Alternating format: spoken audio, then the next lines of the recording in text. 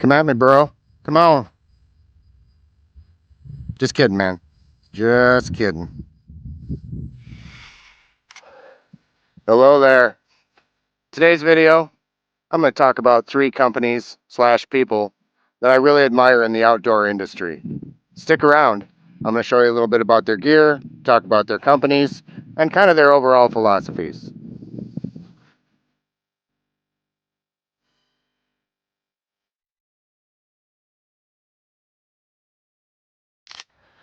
So let's get the big guy out of the way. Steve Rinella. Why am I bringing him up in a conversation? He's a hunter. Well, tonight I'm going to try one of his new Peak Refuel meals, which is buffalo barbecue mac and cheese or something like that. I'll show you more details later. But here's why I like Steve. So I am a meat eater, and I have nothing against vegans or vegetarians. It just so happens that I was raised on meat, and I have a real hard time kicking the habit, if you know what I mean. But when it comes to eating meat, I think there are several ways in which you can choose to do so in the most ethical of ways.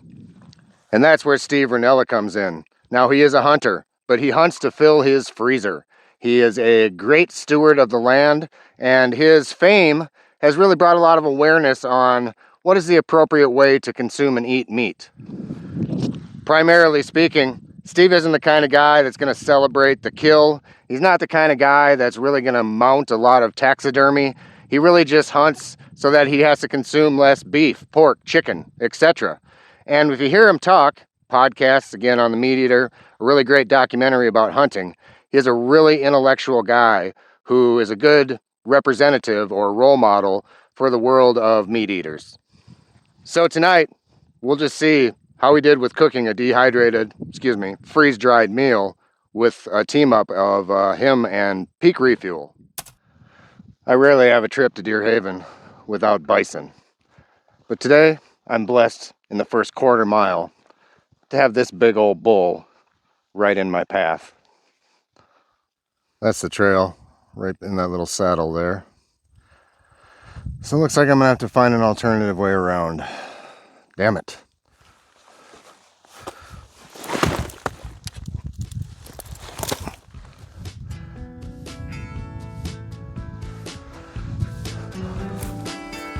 All right, safely around that bull.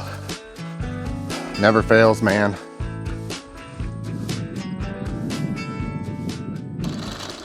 So the second company I'd like to talk about just hit a major milestone in business, and that is 10 years of Superior Gear hammocks. So congratulations, Danny and Pete at Superior Gear. I'll tell you a little bit more about those two fellas while I set up my hammock, maybe.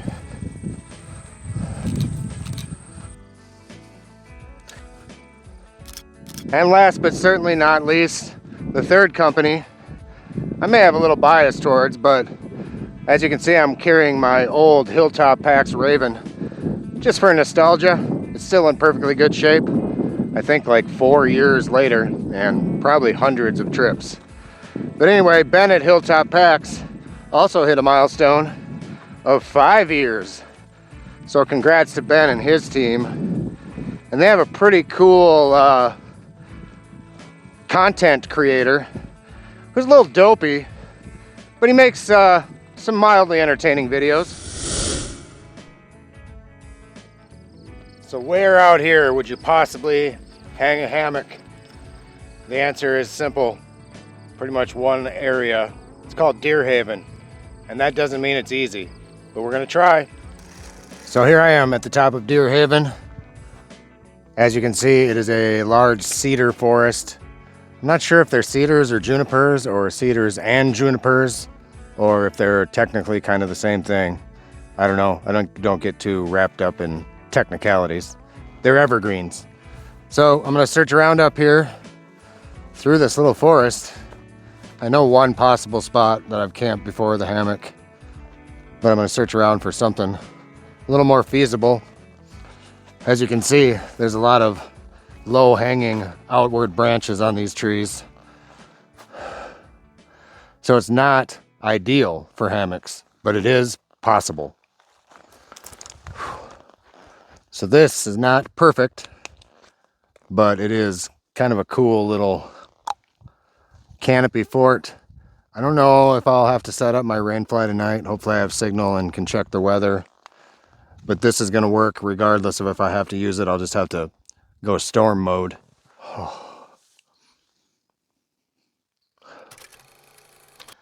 I'm at camp and I'm going to unpack my bag for you while we talk about Hilltop Packs and Ben McMillan. This is my original pack. It's a Dyneema Raven. It's a 45 liter. Ben's packs usually weigh around 25 ounces. You can get these now in Ultra. You can also get them in a new fabric that I still don't even know the name of, but it's a super cool new ultralight, also waterproof fabric that Ben is now throwing into his arsenal of fabric choices. But let's talk about Hilltop as a company. They make nearly all of their gear in the USA.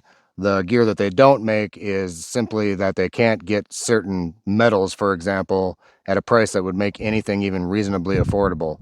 Think of your titanium pot costing you $180, for example. So they make a lot of customizable gear. This is my chair bag. One of my all-time favorite pieces of gear, my roll top fanny pack. This one also customized with my logo. Super cool. So Ben McMillan is the brainchild of Hilltop Packs. He started it in the basement for an opportunity for his daughters to learn about business. They were just sewing little food bags and things like that that are still kind of their staple items. And they've come a long way. 5 years in business, still going strong. I'm very proud to be a part of the Hilltop Packs team. And I will emphasize the fact that regardless of the fact that I'm employed by this company, their gear is absolutely top notch and super unique and customizable, like I've said 1,000 times already probably. This is my new food bag. Has the same logo as my last one that got chewed up by rodents, but this is made of the new fabric. Back to the family atmosphere at Hilltop. Ben really treats his employees well. They do a lot of fun things together. Very flexible, dare I say progressive in terms of employment. But he's one of those guys that likes to provide a work-life balance. And his philosophies in business and in life in general just align with mine. And if I had to simplify what that really means, he's just very thoughtful, very kind, just a really cool, affable, decent human being. And that's a company I can get behind when they check both the boxes of really premium, cool gear and run by an owner that is my kind of guy. Electronics bags and ditty bags, I have switched over to the zipper bags because they just stack better in my pack like that. I just kind of like the uniqueness of the waterproof zipper. I don't know. It's just a little more convenient for me personally. And back to roll top bags, they come all the way up to this jumbo size. And this fits my entire hammock, which has an attached underquilt from Superior Gear, which we're going to set up here real soon and talk about that company as well.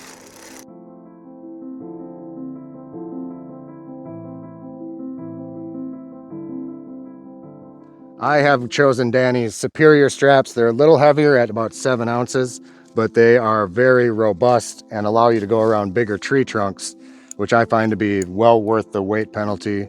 He also has an ultralight set that I think comes in at a mere like 3.5 ounces or something. But I go with the standard Superior straps. Cool design, very easy setup. Well, that didn't end up turning out too bad. Again, the Badlands are not the perfect spot for hammocks by any means, but in honor of Danny's 10th anniversary, I decided to try the challenge. And I'm not going to regret it because I'm going to sleep great. So in the interest of transparency, when I read around on some of these hammock forums and, dive deep into people that may criticize Superior Gear, which it's a small percentage of people, what I usually see is the criticism that Danny doesn't do all of his work in the USA. Now, a very big portion of the work is USA produced, made, manufactured, etc. But he does indeed outsource some of his labor. And the reason for that is quite simple: to get something into your hands that you can afford. Again, I know Ben and Danny both personally, and if they could make affordable gear that everything 100% was American made and sourced, they would absolutely do so. But Danny has outsourced some of his labor. I don't recall the country, so I'm not going to try to guess. I know it's not. But at any rate, The one thing that I know Danny has a lot of integrity over is the simple fact that he personally met these people, and he is making their lives better, regardless of what country it's in. So I don't get hung up on this 100% USA made garbage, in my opinion, because it's just a way for certain people to be super self-righteous.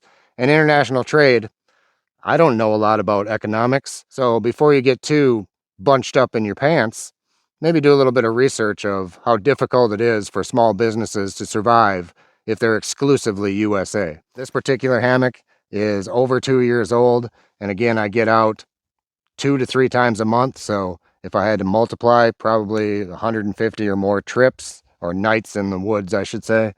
It's an amazing hammock, still performing very well, and I love it. So again, Superior Gear has tons and tons of options, including a new 199 synthetic hammock, and they are much like a very modular system, very chameleon-like, so to speak. There's different types of bug nets. There's now a top cover for winter that will break the wind more than the mesh. There is a half bug net. One of his coolest new products, fairly new, is called a cocoon, which is a fully encompassing down blanket that zips onto the hammock itself. You can snap all of his quilts and comforters onto the outside to add extra R value or warmth to the hammock when you go in colder temperatures. On and on and on. Different ridgeline organizers. The stuff sack itself has carabiners to be a ridgeliner sack. They're just awesome. They have tons and tons of options, and if you mix and match them appropriately, you can have a hammock system for all seasons. Again, congrats on 10 years, Danny, and I hope you continue to succeed. And I am saving up right now for another hammock that I don't need. Hear voices. Heard it a couple times yelling. Just going to make sure everybody's okay. Whoop whoop! How's it going, bud? Hi, Mike. I didn't know you were coming out here. I didn't know you were gonna be here. I might have to start doing cardio or something. So I guess Mike's backpacking today too. It's kind of awkward because neither one of us invited each other. But I guess you can camp close to me if you want to. Well, not if you have a hammock. I don't want to. Mike arrived and immediately left a trace. Pick it up. Welcome to camp, garbage boy. So perhaps an honorable mention to the outdoorsman I admire most. Mike may think I'm going to say him, but he does not create gear, nor does he have the ability, I don't think. But beyond that, he's putting up a tent that has reintroduced me to sleeping in them once in a while. And that is the Dan Durston. His is the 2P, which is about 17 feet by 14 feet. It's a big footprint, but they're awesome designs. And as far as I know, Dan's a pretty decent person as well. But yeah, Durston Tents are really cool. And I sleep in one quite frequently, including a big trip we have coming up at over 10,000 feet. How do you feel about that, Mike? I'm nervous. So tonight's dinner will be on top of Deer Haven, where I will do a quick review on the new Steve Rinella Peak Refuel. I'm excited about you. Do what? Talking to my monster. I'm gonna drink you down like luscious berry juice. All right, so we're gonna try going with the actual time. I gave it probably 2 or 3 extra minutes, but usually I give it double the steep time on any Peak Refuel.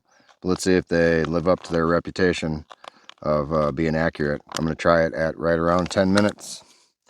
Want a spoonful of this?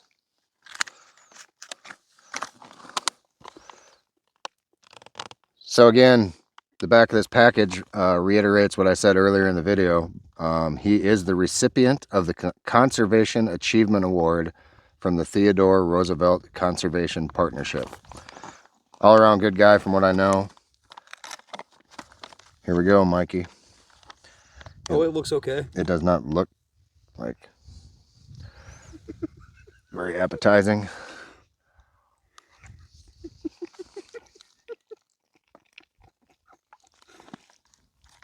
All right, I'll take a bite if it doesn't kill you. Is it done? Yeah. Really? Okay. Take a large bite. Nope. So this is man. I love Steve Rinella. That's a I'm hard not a pill to huge swallow. fan of this. This is Nope. what is it? Not barbecuey enough? Not nothing enough. And the texture, is that the meat that's giving it that texture? Yeah, the meat's really highly ground up, so it's mushy kind of. I don't know, it's edible, but I'd say tops it's a 3 out of 5. It needs a lot of like either a hot sauce and salt and pepper or something like that, a picante maybe. That's something, or barbecue sauce even, because it's supposed to be barbecue, but Yeah. it don't taste like barbecue at all. Not my favorite. This was sent to me by Booper. Thanks, Boop. Yeah. Growing on me a little bit. Disappointing. Yeah, it's just okay. It's just okay. Hot water. Mm. The best. My gut biome is so strong.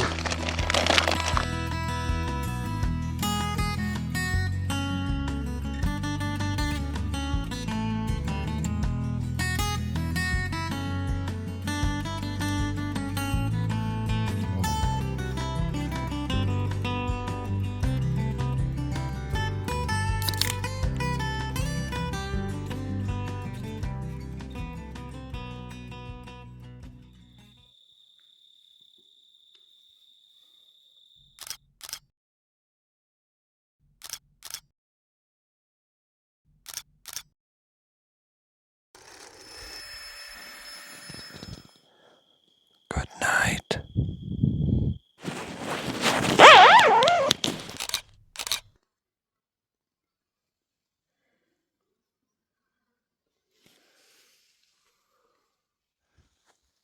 I have one more company that I'd like to mention in this video, and that company is owned by a gentleman named Scott. It's called Near Zero. And the reason I want to make sure to bring them up is because Scott has a vision to help beginner backpackers, or any backpacker for that matter, easily get into backpacking. He has a backpack that is compartmentalized so you can fit all of the gear that he sells inside of it. And it's kind of a one-stop shop for everything you may need. Really innovative designs, and most importantly, pretty budget friendly. So check out Near Zero as well. They've got almost everything you need. Tents, sleeping bags, quilts, sleeping pads, you name it. Great people and great products. These are the factors that make up some of the best companies in my opinion. And I'm sure that there are many more than I mentioned today. And aside from Steve, all of these companies are small family-owned businesses, and they deserve your support. I'll list all these companies in some form of link below, or just go find them on various social media platforms. But it's been a real fun time telling you about what I like best. We'll see you soon.